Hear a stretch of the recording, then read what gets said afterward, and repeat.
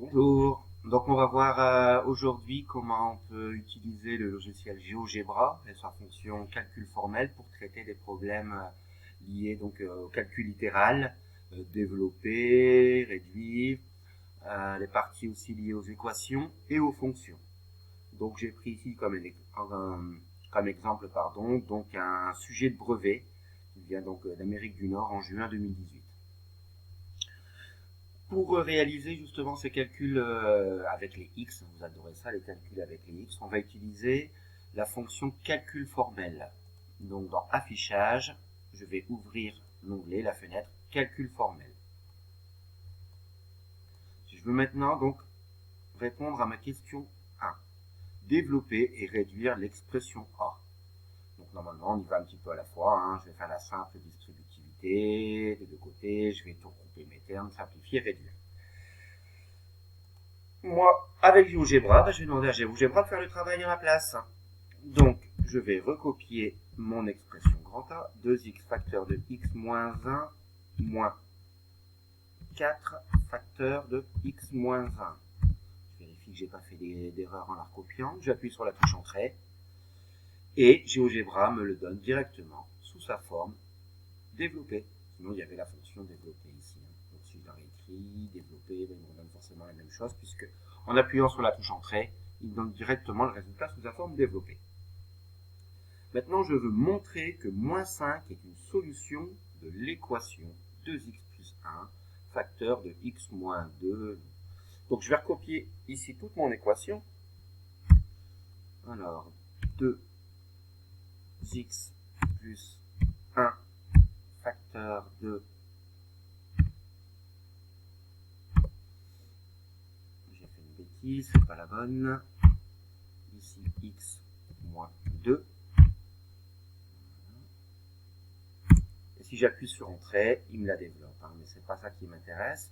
Moi, je voudrais réavoir cette équation. CTRL-C.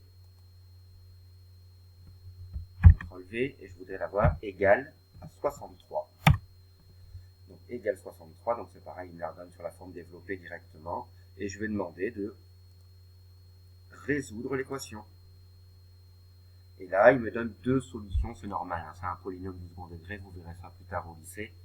Et donc, j'ai bien une des deux solutions qui est moins 5. Moins 5 est solution de l'équation.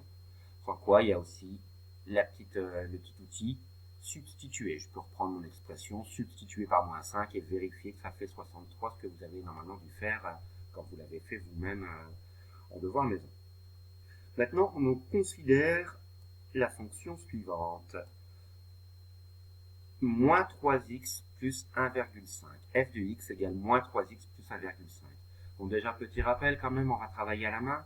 Moins 3, c'est le coefficient directeur. Le coefficient directeur ici est négatif. Donc ma droite, alors, elle descend. Je préfère dire, elle est décroissante. Donc forcément, mon modèle A, il est croissant. Mon modèle 2, il est décroissant. Donc forcément, c'est forcément la deuxième. Rien qu'avec le moins devant, je sais que c'est voilà, c'est ce modèle-là. Moins 3, donc regardez bien, si je prends un point quelconque, ici, si j'avance de 1 sur l'axe des x, je descends de 3 sur l'axe des y. Donc j'ai bien un coefficient directeur de moins 3. Et le plus 1,5, le 1,5 c'est ce qu'on appelle l'ordonnée à l'origine, il se trouve ici, et j'ai bien ma valeur 1,5. C'est l'intersection de ma droite avec l'axe des ordonnées. Donc j'ai bien du moins 3x plus 1,5. J'aurais pu tout simplement la tracer. Donc pour ce faire, je vais dans ma zone de saisie, ici en bas à gauche. Alors je vais lever parce que je pense que ça va gêner. Zut, je reviens. Donc dans la zone de saisie, je peux créer une fonction f de x.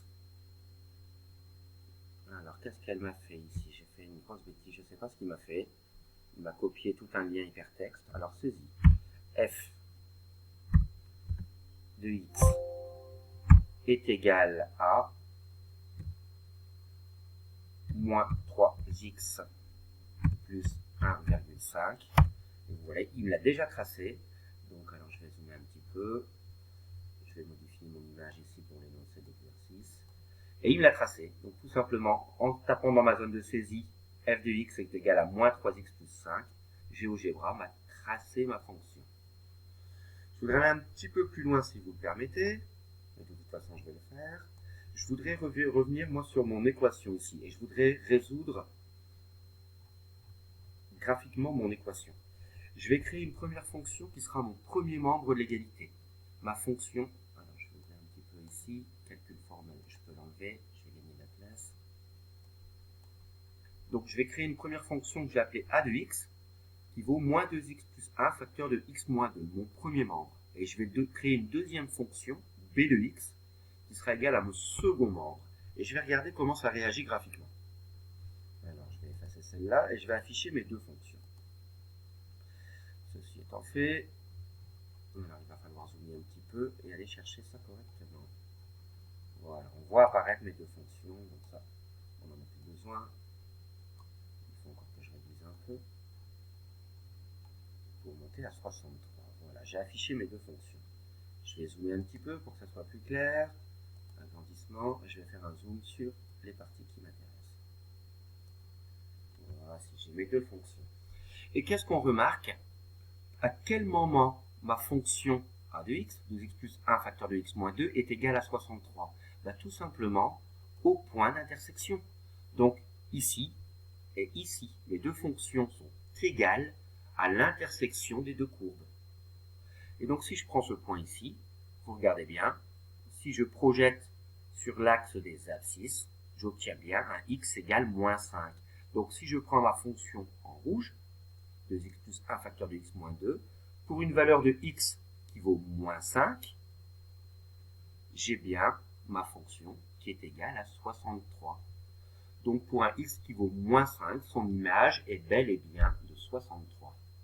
Voici pour faire le lien aussi un petit peu avec le graphique, c'est important. J'aurais pu également tracer tout un tableau de valeurs avec le moins 5 et vérifier que ça fait bel et bien 63. Voici, c'est important de faire le lien entre la partie littérale et la partie graphique.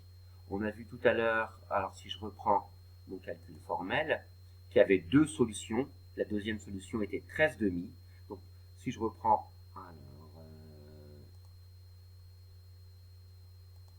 ici, déplacer le graphique, je vais arriver ici, donc à 13,5, donc 6,5. Voici pour ma deuxième solution de mon équation. Deux intersections, deux solutions. Voilà, je m'arrête là. De toute façon, le jour de l'examen, vous serez tout seul devant votre copie, vous n'aurez pas accès à GeoGebra. Par contre, voilà, cette petite astuce, ça peut vous aider pour vous vérifier, avoir aussi un modèle visuel et graphique de vos calculs littéraux, le calcul théo.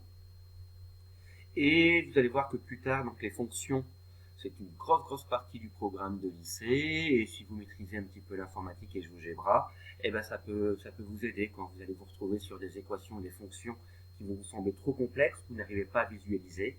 Ben, grâce à GeoGebra, vous pourrez au moins avoir une indication et vous auto-corriger par rapport aux problèmes que vous aurez à résoudre un peu plus tard au lycée. En espérant que cette vidéo a pu vous aider et vous intéresser, et je vous souhaite plein de courage pour la suite. C'en est tout, merci.